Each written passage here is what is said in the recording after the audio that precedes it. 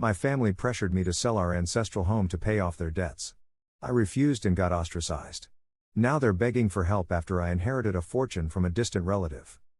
I, 34F, come from a large family that has lived in the same small town of Millbrook generations. Our ancestral home, a beautiful Victorian mansion built by my great-great-grandfather in 1878, has been passed down through the years and holds countless memories for all of us. I never thought I'd be writing a post like this, but recent events have left me reeling and in need of perspective. Growing up, I always felt a special connection to the house we all called Millbrook Manor. While my siblings and cousins dreamed of moving to big cities, I cherished the creaky floorboards, the secret passageways, and the stories embedded in every nook and cranny. I can still remember my grandmother telling us ghost stories in the attic, my grandfather teaching us to play chess in the study, and countless holiday gatherings in the grand dining room. When my grandmother passed away 5 years ago, she left the house to me in her will. I was surprised. I'm not the oldest grandchild or the most successful. But Grandma Eleanor always said I had an old soul and understood the value of our heritage. At first, everyone seemed happy with the arrangement. I moved in and started renovating, determined to restore the house to its former glory.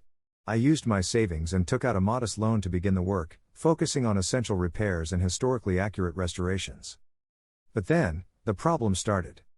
It turned out that several of my family members had gotten themselves into serious financial trouble. My older brother, Tom, 38M, had a gambling addiction he'd been hiding for years. He'd maxed out multiple credit cards and taken out high-interest loans to cover his losses.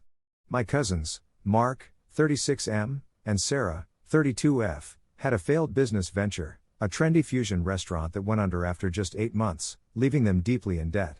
My younger sister, Emma, 30F, and her husband had bought a house at the peak of the market and were now underwater on their mortgage after some risky investments went south. One by one, they started coming to me with their hands out. At first, it was just requests for small loans, $500 here, $1,000 there. I helped where I could, dipping into my renovation budget. But as their situations got more desperate, the pressure intensified. They wanted me to sell the house and split the money with them to solve all their problems in one fell swoop. I was stunned. This house wasn't just a piece of property to me, it was our family's legacy, filled with generations of memories. The thought of selling it to bail out my relatives' bad decisions made me sick to my stomach. I refused. That's when things got ugly. My family accused me of being selfish and heartless. They said I was choosing bricks and mortar over flesh and blood. The guilt-tripping was relentless. My parents, who had always been close to, told me they were ashamed of me. Mom, 62F, said, "Your grandmother would be rolling in her grave if she knew how selfish you've become." Dad, 65M, refused to even look at me during family dinners. At family gatherings, I was treated like a pariah. Conversations would stop when I entered a room. I'd catch whispers and glares. My nieces and nephews, who I'd always been close to, were told not to talk to me. It was like I'd become a stranger in my own family overnight. It hurt more than I can express, but I stood my ground. I offered to help them find financial counseling, look for jobs, or explore other options. I even offered to let them stay in the house temporarily if they needed a place to live. But I wouldn't sell. The house had been in our family for nearly 150 years, how could I be the one to let it go? Eventually, they stopped speaking to me altogether. I was completely cut off from the family I'd once been so close to. No more Sunday dinners, no more game nights, no more babysitting my nieces and nephews. The silence was deafening. For 2 years, I lived alone in the big house, throwing myself into restoration projects and trying to ignore the ache of loneliness. I restored the original hardwood floors, carefully stripped layers of wallpaper to reveal beautiful original patterns, and spent countless hours in the garden, bringing it back to life. I won't lie, there were days I almost gave in, when the silence felt too heavy to bear. But something always stopped me. I couldn't shake the feeling that I was meant to be the guardian of this house and all the stories it held. Then, 3 months ago, something incredible happened. I received a letter from a lawyer informing me that a great-uncle I barely knew had passed away. To my shock, he'd left his entire estate to me, the black sheep of the family who'd refused to fall in line. It turns out my eccentric great-uncle, Mortimer, had made a fortune in tech stocks in the 90s and had been living as a recluse ever since. His estate was worth over $50 million. I was floored. Word of my windfall spread quickly through the family grapevine. Suddenly, my phone was blowing up with messages from the very same people who'd shunned me for years. There were tearful apologies, claims that they'd seen the error of their ways, and of course, requests for financial help. Part of me wanted to tell them all to go to hell. But I realized that would just be perpetuating the cycle of resentment and hurt. Instead, I decided to take the high road. I've offered to set up a family foundation to help with legitimate needs and emergencies, but with strict guidelines to prevent abuse. I'm also funding education accounts for all the younger kids in the family. But I've made it clear, the house is still off limits. It will never be sold. In fact, I'm using part of my inheritance to set up a trust to ensure it stays in the family for generations to come. I'm also in the process of having it recognized as a historical landmark. It's been a surreal few months as I navigate this new reality and my changed family dynamics. Some relatives seem genuinely remorseful, while others are clearly just after the money. I'm learning to set boundaries and protect myself while still being compassionate. The whole experience has taught me so much about standing up for what you believe in, even when it's difficult.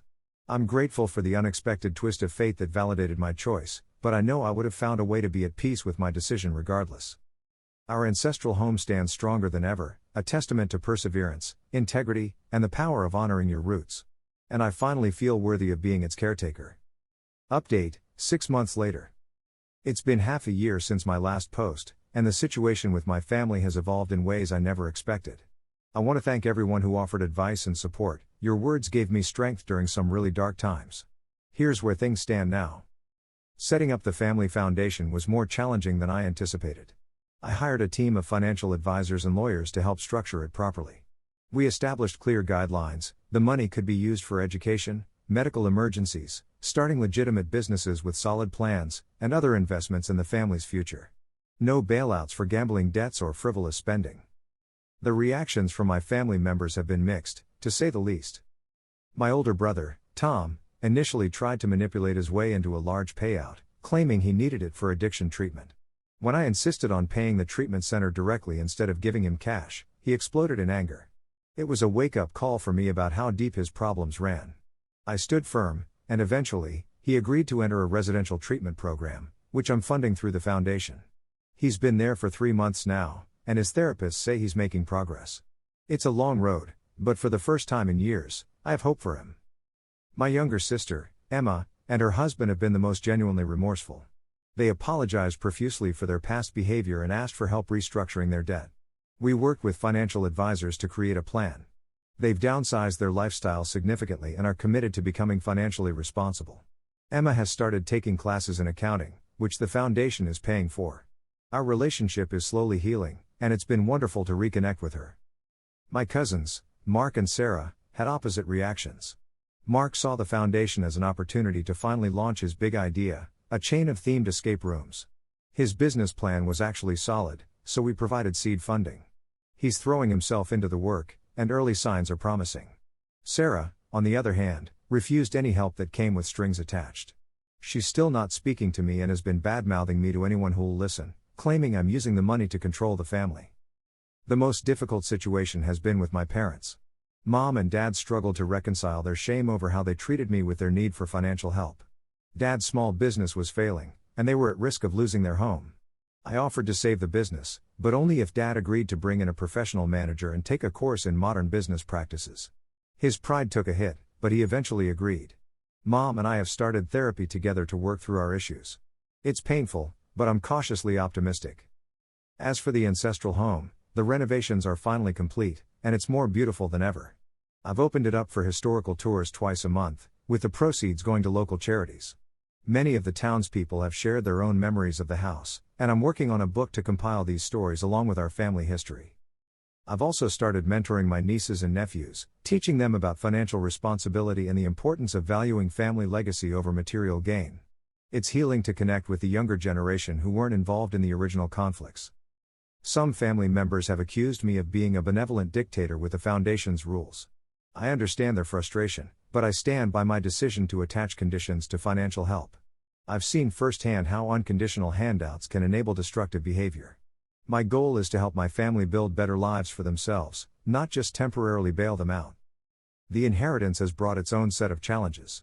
I've had to deal with long-lost relatives coming out of the woodwork, investment schemes, and the strange experience of suddenly being seen as a wealthy person in a small town.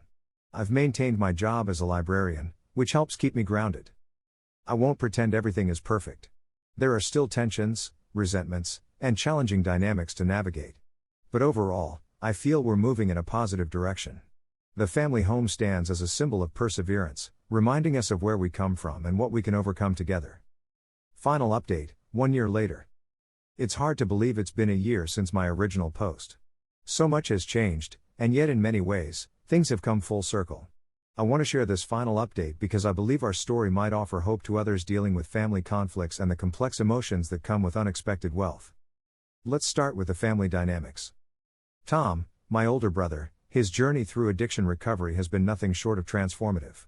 After completing the residential program, he's been sober for 9 months and is actively working the 12-step program. We've had some deeply emotional conversations where he's made amends for his past behavior. Tom's now working as a peer counselor at the treatment center, using his experience to help others. The foundation is funding his education to become a certified addiction specialist. Watching him rebuild his life and rediscover his passion has been incredible. Emma, younger sister, and her husband, they've stuck to their financial plan with admirable discipline. Emma completed her accounting courses and has started a small bookkeeping business, which is already turning a profit. Her husband went back to school for engineering and just landed an internship at a renewable energy company. They're expecting their first child, and the joy in Emma's voice when she asked me to be the godmother brought tears to my eyes. Our relationship is stronger than ever. Mark, cousin, his escape room business has taken off. He's opened 3 locations and is franchising the concept.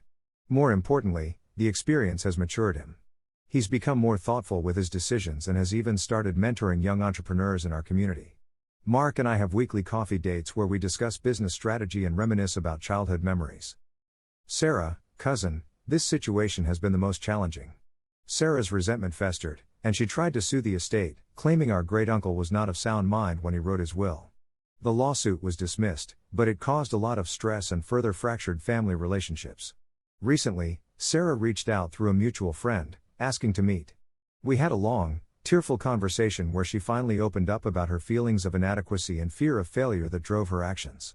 While we're not close, we're cautiously rebuilding a relationship based on honesty and boundaries. Mom and Dad, this has been a journey of healing and rediscovery. Dad's business, with the help of the professional manager, has stabilized and is even expanding. He's embraced his new role as a mentor to the younger employees and seems rejuvenated. Mom and I continue our therapy sessions, which have unearthed decades of unspoken expectations and misunderstandings. There have been difficult moments, but also profound breakthroughs. Last month, Mom helped me host a family dinner in the grand dining room, the first time we've all gathered there since before the rift. It wasn't perfect, but it felt like a new beginning. The Millbrook Manor Trust. The house is now officially recognized as a historical landmark. We've partnered with the local university to offer internships in historical preservation and archival studies. The monthly tours have become so popular that we've had to start a waiting list. I've discovered a passion for genealogy and have been piecing together our family history. In the process, I uncovered some fascinating stories, including the fact that the house served as a stop on the Underground Railroad. We're working with historians to document this important piece of history. The Family Foundation. We've refined the foundation's mission and structure based on the lessons of the past year. In addition to the original goals, we've added programs for addiction support, financial literacy, and community development. One initiative I'm particularly proud of is the Legacy Leaders Program. We're providing scholarships and mentoring to young people in our town who want to start businesses or pursue higher education, with the condition that they commit to giving back to the community. We've also started an annual family retreat where we combine financial planning workshops with team-building activities and opportunities to connect with our shared history. It's been healing to see cousins who hadn't spoken in years laughing together as they pore over old photo albums or work together to restore an antique piece of furniture. This experience has changed me in profound ways. I've had to learn to balance compassion with boundaries, to make difficult decisions while considering their long-term impact, and to forgive without forgetting the lessons of the past. I've started seeing someone, a kind, down-to-earth architect I met through the Historical Preservation Society. He understands the weight of legacy and has been a wonderful support as I navigate these complex family dynamics. It's early days, but for the first time in years, I'm excited about building a future that honors the past while embracing new possibilities. It hasn't all been smooth sailing. Managing such a large estate comes with responsibilities I never anticipated. I've had to make difficult decisions about investments, deal with tax complications, and navigate the sometimes murky waters of philanthropy. There have been a few attempts by unscrupulous individuals to take advantage of the foundation or to con their way into the family's good graces. These experiences have made me more discerning, but I'm trying not to let them make me cynical. The media attention has been another unexpected challenge. Our story got picked up by some national outlets, and for a while, it felt like our private family matters were on display for the world. I've had to learn to protect our privacy while still being transparent about the Foundation's work. Lessons learned. 1. The importance of standing firm in your convictions, even when it feels like the whole world is against you. 2. Money can't solve deep-seated family issues, but it can provide resources for healing and growth if used wisely. 3. Forgiveness is a process, not a one-time event. It requires ongoing work and a willingness to be vulnerable. 4. Legacy is about more than physical assets, it's about values, stories, and the impact we have on others. 5. Wealth brings responsibility. It's not just about what you can gain, but what you can give back. 6. Family dynamics are complex. People can surprise you, both in their capacity for growth and in their ability to cling to old patterns. 7. Self-care is crucial. You can't pour from an empty cup, especially when dealing with family drama and the pressures of sudden wealth. I'm committed to continuing this work of preservation and reconciliation, not just for my own family, but for the broader community that has become so intertwined with our story. I hope that Millbrook Manor will stand for generations to come, not as a monument to wealth or status, but as a living testament to the power of perseverance, the importance of roots, and the possibility of redemption. To everyone who has followed our story and offered support along the way, thank you. Your encouragement and insights have been a crucial part of this journey. To those who might be facing similar family conflicts or grappling with questions of legacy, I hope our experience can offer some glimmer of hope or useful perspective. Here's to honoring the past, healing the present, and building a future filled with understanding, purpose, and connection.